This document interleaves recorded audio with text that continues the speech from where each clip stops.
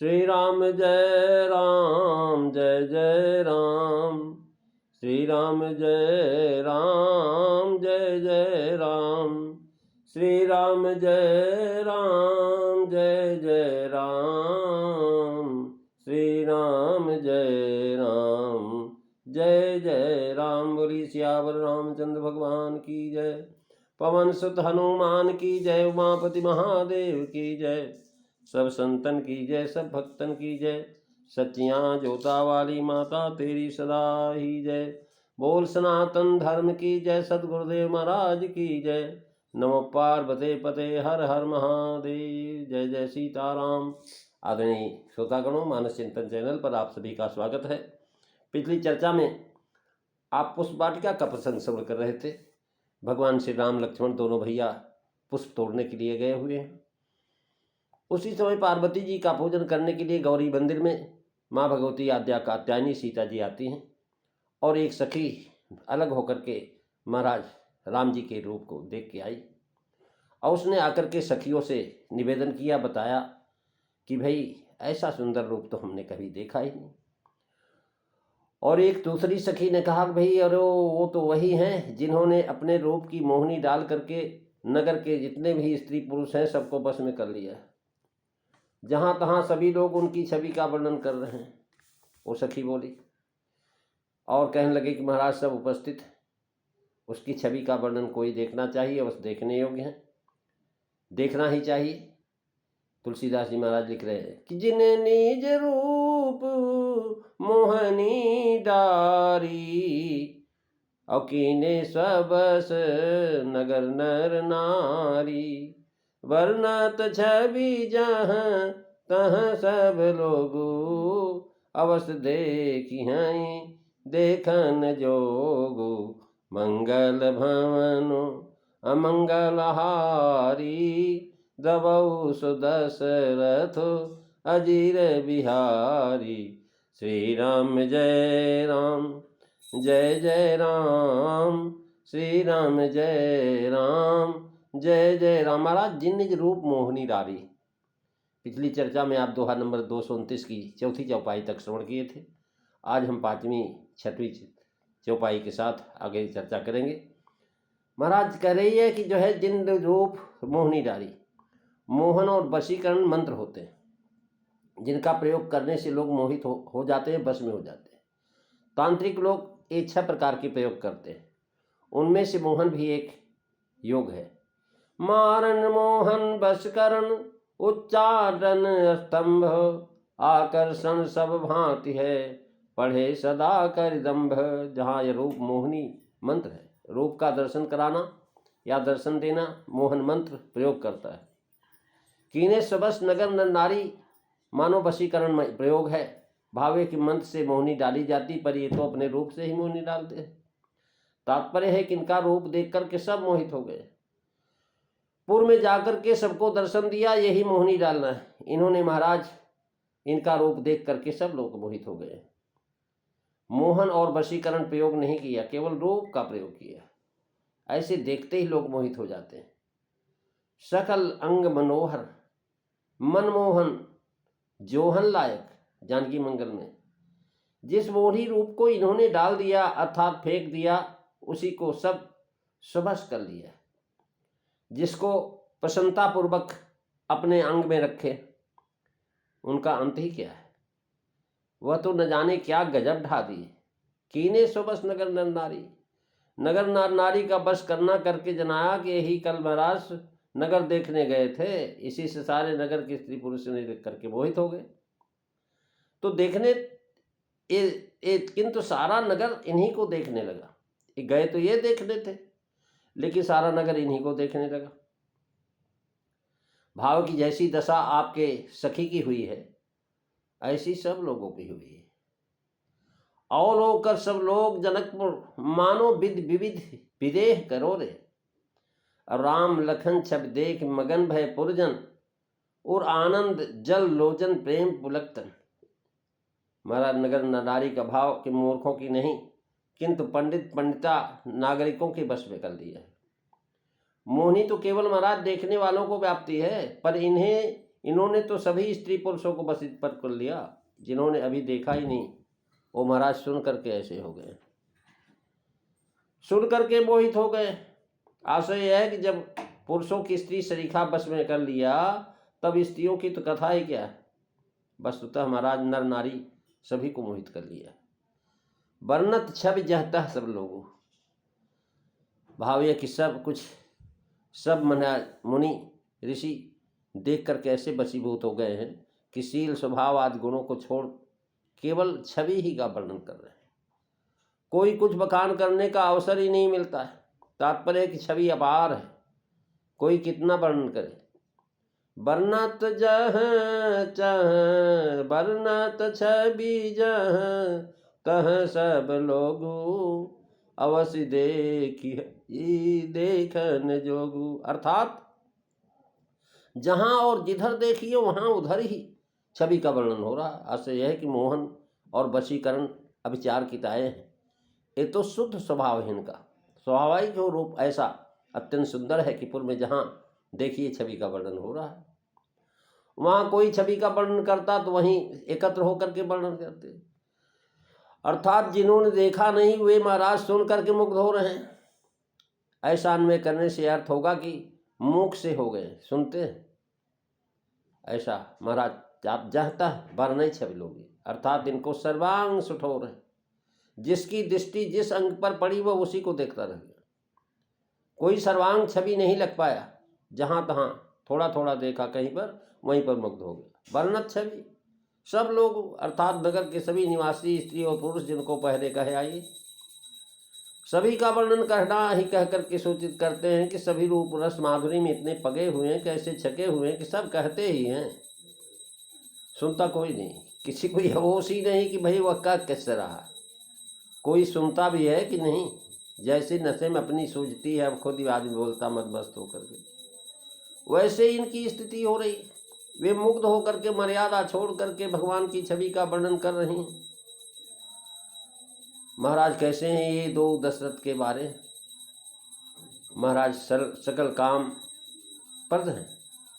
यहाँ तक सुनी हुई बात कही, हमने सुतराई कहकर के बराज जहाँ तक छब वर्णत सब लोगों, यह छवि की प्रशंसा सर्वत्र हो रही। दूसरे विश्वामित्र ऐसे बैरागी मुनि ऐसे भारी महात्मा के साथ आए हुए।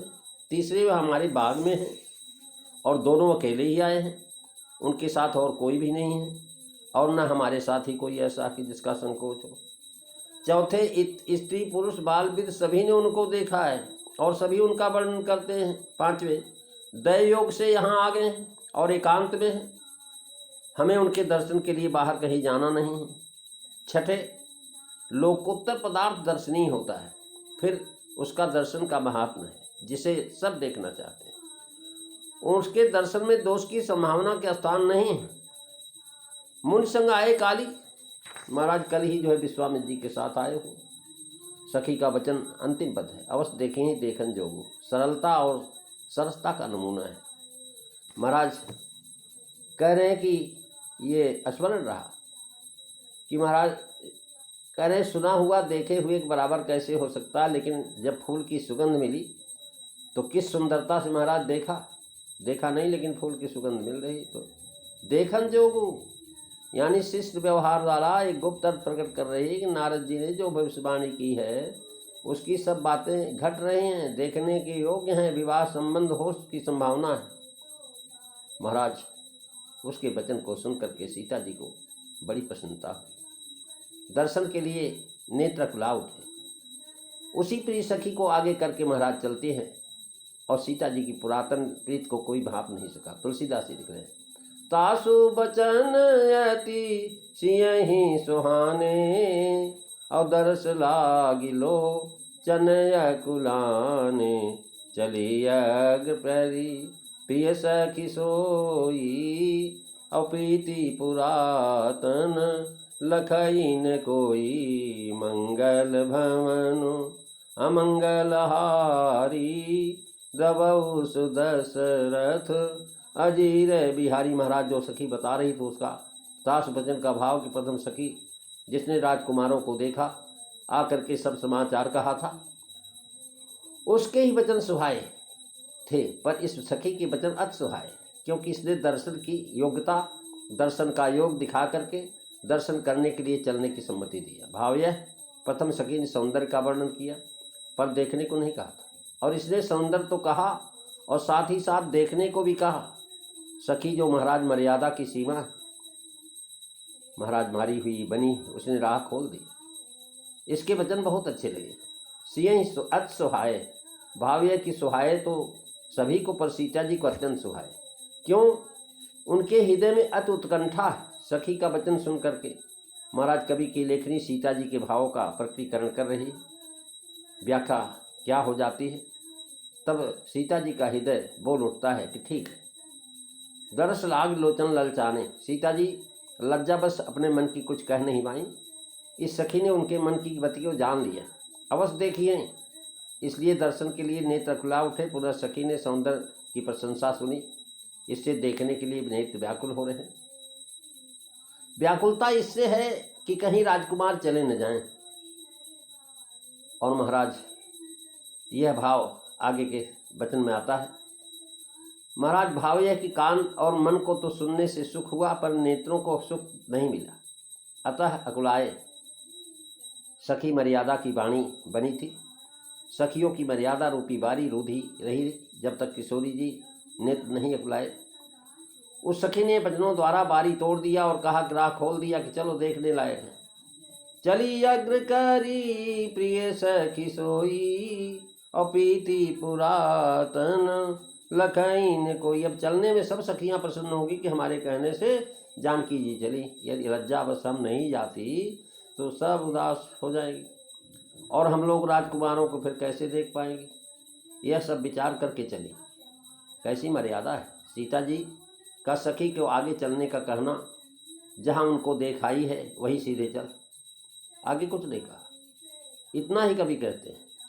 उसे आगे करके चली। दोनों बातें हो सकती है। एक तो लज्जा से नेत्रों का महाराज जो है इशारा मात्र है, और आगे हो गई, कहने की जरूरत नहीं हुई। दूसरे कवि ने उनका कहना न लिख करके महाराज जना दिया कि वे तुरंत चल दें, और जल्दी जल्दी चली जा रही। प्रिय सखी सोई, श्री राम जी को देख करके जो आई वो प्रिय सखी, जिसने पहले भगवान को देखा। महाराज महान पुण्यात्मा, उनके आगमन की खबर दी है, इसी से प्रिय है, और इसी से उससे आगे करके महाराज चल रहे हैं। और रास्ता भी उसको बताया। जब गिरजा पूजन को जा रही तब गाती जा रही थी। अब महाराज राम जी के से मिलने की बात कही है एवं मिलाएगी। यहाँ यह उपदेश हमें मिल रहा है कि जो सेवक अपने को अतिशय भाने वाला पदार्थ स्वयं न भोग करके अपने प्रभु को उसे समर्पण कर देता है, वह अवश्य अग्रगण्य स्वामी को प्रिय कहा जाता है। इसमें महाराज लोग बहुत गूढ़ भाव रखते हैं। लवगोड़ा जी लिखते हैं कि प्रेमिका की खबर दी है, प्रेमी की खबर दिया है, इससे प्रिय हो गई। नहीं तो एक सखी ही थी, इस अग्रसर है, नहीं तो चली गई थी, किसी ने जाना भी नहीं। विषय इतना सरल और जो है सरस, बहुत कहने को जी चाहता है, परंतु विस्तार भय से पहले तो जो भाव विद्वानों ने व्याख्याओं में आ गए हैं उन्हें दोहराना ठीक भी नहीं। दूसरे पाठकों से विनम्र निवेदन है कि नोटों के उदाहरण मात्र समझ करके उसी शैली पर प्रत्येक शब्द पर विचार करें तो उन्हें बड़ा आनंद आएगा। प्रीति पुरातन लखईन कोई, मानस में श्रृंगार के साज को सज कर राम संयुक्त जानकी जी भी साकेत के रंग महल में राजती रही। वही पुरातन प्रीत हृदय में उमड़ पड़ी। अतएव बिना अपने प्रीतम को देखे दुखित। प्रीत पुरातन अर्थात मनु शत्रुपा के वरदान के संबंध में युगल स्वरूप प्रकट हुए थे, उसी संबंध का प्रेम है, इसको कोई नहीं जानता। महाराज प्रीत पुरातन अनादि, प्रीत पुरातन लखन कोई दूसरा अर्थ होता है कि जानकी जी मन में संकोच हुआ कि इस पुरातन प्रीत को जिससे तन भर गया है, जो हृदय और शरीर में छा गया है, कोई देख न ले, अतः प्रिय सखी को आगे करके चली। तीसरा अर्थ है कि प्यारी सखी को आगे करके चली, परंतु जो उनकी अनाथ प्रीति है वही प्रिय सखी के रूप में मिलाने के लिए ले जा रही। यह बात कोई देख नहीं पाया। अनूढ़ा के लक्षण दर्शित करते हैं कि पूर्व काल की प्रीति जो बीज मात्र है उसका उल्लेख आगे दोहा में कहती है। वह बेली सी बढ़ गई, इसी का आधार पर चली जा रही है। गूढ़ ध्वनि है कि उनकी पुरानी प्रीत को कोई व्याकुलता पहचान न पाए, अतः प्रिय सखी को आगे कर लिया। ईगोल किशोर को देखने की लालसा तो प्रबल हुई है, इसका कारण पुरातन प्रीत, पर किसी ने नहीं जाना। सीता जी विचार कर रही कि उनको देखने से ऐसी प्रीत क्यों हो रही। कविराज कहते हैं कि यह प्रीत स्वयं ही जान नहीं पाता है क्यों हो रहा है। व्यतिस्तजति पदार्थानाम आंतर कोपि हेतु न खलु बहिरूपाधीन स्त्री पीतम संशयांते। कालिदास के उद्धरण में कोप हेतु यानी कारण की अज्ञता जैसी कोई कैसे यहाँ हो गया। प्रीत पुरातन, यहाँ बाघ और सरस का प्रभाव श्री राम और लक्ष्मण जी दोनों पर एक साथ दिखाया। प्रेम का प्रभाव केवल राम पर पड़ना कहेंगे। महाराज नारद जी के वचन का सीता जी ने स्मरण किया हृदय में। महाराज पवित्र प्रेम उत्पन्न हो गया। सब दिशाओं में चौकन्नी से देख रही हैं, मानो महाराज हिरणी का बच्चा डरा हुआ चारों तरफ देख रहा। और तुलसीदास जी लिख रहे हैं, सुमिर सी नारद वचन उपजी पीति पुनीत चकित बिलोकत सकल दिशि जनु शिशमिगी सभीत मंगल भवन अमंगलहारी दबऊ सुदशरथ अजीर बिहारी। महाराज नारद जी पार्वती जी का और जो सीता जी को दोनों को बताया था। पारियानी जो है नारद जी का वचन है कि जिसमें इनका मन लगेगा वही वर इनको प्राप्त होगा। सो बर मिले ही जाहि मन राजा उपजी प्रीत पुनीत। श्री राम जी में मन लगा वे हमें अवश्य मिलेंगे।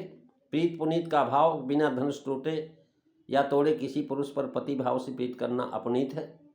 किसी में मन लगाना प्रीत की अपुण्यता है। इस दोष के निवारण करते नारद वचन को स्मरण किया। प्रीत उपजी, नारद के वचन सदा सत्य हैं। होई मिखा देव ऋषि भाषा नारद वचन सदा सुच साचा। इसी से प्रीत महाराज उपजी, प्रीत पुनीत पवित्र प्रीति उत्पन्न हुई। और महाराज जो है श्री राम जी इनको अवश्य मिलेंगे। इसी से प्रीत पुनीत अपनीत नहीं। पुनः दूसरा भाव यह है कि प्रीत की प्रशंसा उसकी पुनीतता की से ही होती है। प्रीत पुनीत भरत कह देखी। पुनीत निश्चल और स्वार्थ रहित प्रीत। भाव यह कि जानकी जी के हृदय में स्वार्थ रहित प्रीत उत्पन्न हुई, किसी सुख की आकांक्षा से नहीं, वरन निष्काम फलाभिसंधिनी वर्जित प्रीति है, अतएव उसे पुनीत कहा। यहाँ प्रतीति, प्रीति और उससे महाराज भगत प्राप्ति तीनों बातें कही। बिना प्रतीत के प्रीत नहीं होती, बिन प्रतीत हो ही नहीं प्रीति। सुमिर सी नारद वचन। इसेदार नारद जी के वचनों में सीता जी की प्रतीति, विश्वास, प्रतीत होने से प्रेम उपजा। प्रेम से भगवान की प्राप्ति होती। सो आगे कहते प्रेम से प्रकट हो मैं जाना। यहाँ नारद जी के वचन महाराज मुख्य हैं। इससे अनुमान होता है कि नारद जी ने पहले ही यह कह रखा था कि पुष्प वाटिका में पति का प्रथम दर्शन होगा, पीछे ब्याह का संबंध होगा। इस वचन का बीज हृदय में पहले से विराजमान था, उसी का स्मरण हो आया, प्रेम उत्पन्न हो गया। इसी से हमारे पति होंगे यह निश्चय हुआ। पति होंगे अतः प्रेम पुनीत। नारद जी ने वचन कब और कहाँ कहे इसमें मतभेद है, कोई निश्चित प्रमाण नहीं है। लेकिन किसी समय गिरजा पूजन समय पुष्प वाटिका में नारद जी आए थे। प्रणाम करने पर उन्होंने आशीर्वाद दिया था, किसी वाटिका में तुम्हारे भावी पति के दर्शन होंगे तुमको। और किसी का मत है कि महल में राजा रानी के सामने महाराज उन्होंने वर्णन किया था और पाणी ग्रहण इन्हीं से होगा यह निश्चय है। सकल दिश महाराज सीता जी संकोच बस राजकिशोरी दिशा के सिवा अन्य दिशाओं में देखने लगती हैं। वह सखियों से छिपाने हेतु महाराज सब नारद वचन के स्मरण करने के बाद बार बार इनके बड़े महाराज बड़े सुंदर हैं। बकावली फूल में महाराज कह रहे हैं इसके कौन सा अपने महाराज ऐसे है, तो फिर आज दैविक व्यक्ति के विचार से सब सारी दिशाओं के संकेत, जिसमें आकाश व पाताल भी शामिल है। कितना सुंदर है। कवि ने सरलता जाने नहीं दी। आंखों का सब दिशाओं में ढूंढना बड़ा स्वाभाविक है। प्रेम के आंख बिचौनी से भाव उत्तेजित करती है कि बड़ा चारों तरफ चंचल दृष्टि से देखो, और केवल किसको देखो? चंचल दृष्टि से भगवान को ढूंढो। जन्म शिष्य बिगी सभीत। उपमा बड़ी विलक्षण है। भययुक्त मेघछौनी की चारों ओर हिरणी की सीता जी की अंग श्रृंगार सहित महाराज दृष्टि स्वभावतः विलक्षण सौंदर्य से भरी और भोरी है। महाराज फंसाने वाले, फांसने वाले व्याधाओं का डर है। सीता जी के पिता के पन का भय, माता का भय, सखियों के लखने का भय, राजकिशोरों की छटा में फंस जाने का भय, भय से चौक चौक करके देखते हैं। महाराज डर डर के मेघी की उपेक्षा, पीत की पुनीतता और नेत्रों आदि की महाराज इधर उधर आतुरता को घुमाना दिखाने के लिए बड़ी सुंदर। शिष्य मेघी जब वन में माता से अलग हो जाती है तो माता उसे दिखाई नहीं देती, तब वह भयभीत होकर के चारों तरफ सिर और नेत्र घुमाती हुई देखती है। माँ के लिए व्याकुल हो जाती है। उसका पुनीत मात्र प्रेम ही है, उसे व्याकुल कर देता है। वैसे सीता जी के मन में पति भाव से प्रेम की उपजा, पर उसमें काम विकार का लेश नहीं। अतः ये पुनीत नारद जी वचन से पति प्रेम उपजने में अपुनीतता नहीं, पर यदि वह प्रीत भी काम विकार उत्पन्न होता तो वह प्रीत पुनीत नहीं होती, अपनीत होती। क्यों? विवाह के पहले किसी पुरुष पर स्त्री या स्त्री को पुरुष को देखने का काम विकार उत्पन्न होता है तो उसकी मानस व्यभिचार कहा जाएगा, मानसिक व्यभिचार। यहाँ उपदेश मिलता है कि उपासना को इसी तरह गुप्त रखना चाहिए। यद्यप चतुर लोग अनुमान से जान लेते हैं। प्रेमी सज्जनों, आज बस इतना ही। अगली चर्चा आप अगले दिन श्रवण करेंगे। बोलिए सियावर रामचंद्र भगवान की जय। श्री राम जय राम, जय जय राम। श्री राम जय राम, जय जय राम। श्री राम जय राम, जय जय राम। बोलिए सियावर रामचंद्र भगवान की जय। जय सीताराम सभी को।